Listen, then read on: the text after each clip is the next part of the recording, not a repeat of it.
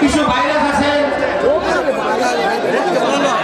আজকে আমি দাদার কাছে অনুরোধ করবো, দাদা দিদির কাছে অনুরোধ করবো, কিছু কিছু আছে তারুণ্যের অহংকার তারেক রহমান বলছে নির্বাচন কিন্তু সহজ না, সামনে অনেক কঠিন।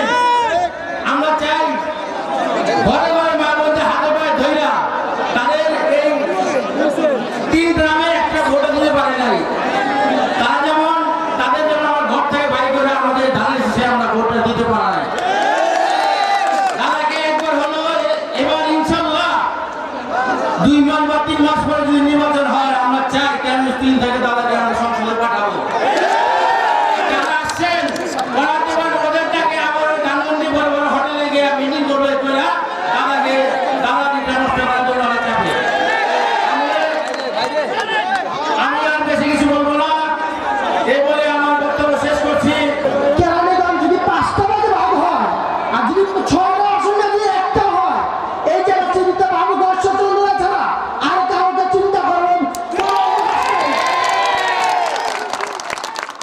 তাই কাউকে কারোর বিরুদ্ধে বিভ্রান্ত ছড়াবেন না, এইটা আমাদের এত কমে গেছে।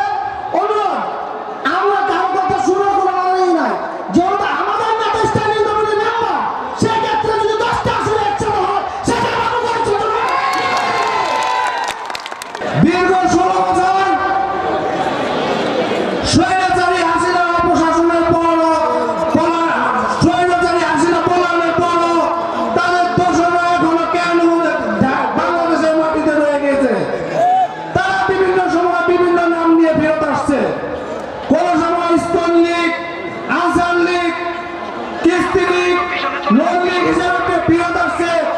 আমরা সকলে তাদেরকে মোকাবেলার জন্য সবসময় প্রস্তুত থাকবো। বিগত 16 বছর আমরা বাংলাদেশের মাটিতে একটি নির্বাচন করতে পারি নাই। আমাদের নেতা বাবু গর্ষচন্দ্র রায় ও অ্যাডভোকেট নিপুণ রায় চৌধুরী কেরানীগঞ্জে সারাদিন পরিশ্রম করে নির্বাচনের আয়োজনের সুযোগ করে দিচ্ছেন। আমরা সকলে তাদের এই কষ্টকে সাধুবাদ জানাই। সামগ্রিক কথা শুনলেন। আমরা চাই এই দেশের জন্য কোন স্বৈরাচার আর ঢুকতে না পারে সেই ব্যবস্থা আপনারা সবাই করবেন।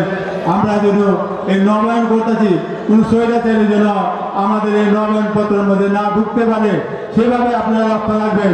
কারণ আমরা 16 বছরে নির্যাতিত হয়েছি। আর আমাদের নেত্রী নিপুণ রায় চৌধুরী আপনাদের মাঝে অনেক সময় দিতেছে, অনেক সময় ব্যয় করতেছে।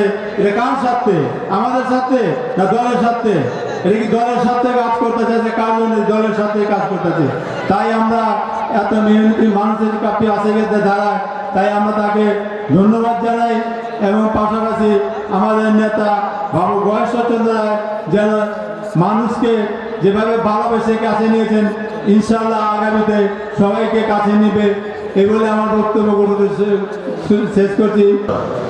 কে খারাপ কে ভালো এই বিচার্য বিষয়টা তোমাদের, কে দলে কে দলের বাইরে, ওই বিচার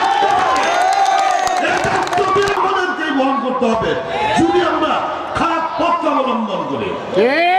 সুতরাং আমাদেরকে সাবধান হতে হবে, কলমটা শক্ত হাতে ধরতে হবে, শক্তভাবে পরিচ্ছন্নভাবে কর্মটা করতে হবে, তাহলেই আমাদের বিজয় সুনিশ্চিত হবে। আগামী দিনে আমরা আমাদের নেতাকে ইনশাল্লাহ বিপুল ভোটে জয়যুক্ত করে পার্লামেন্টে পাঠাবো আমাদের কথা বলবার জন্য।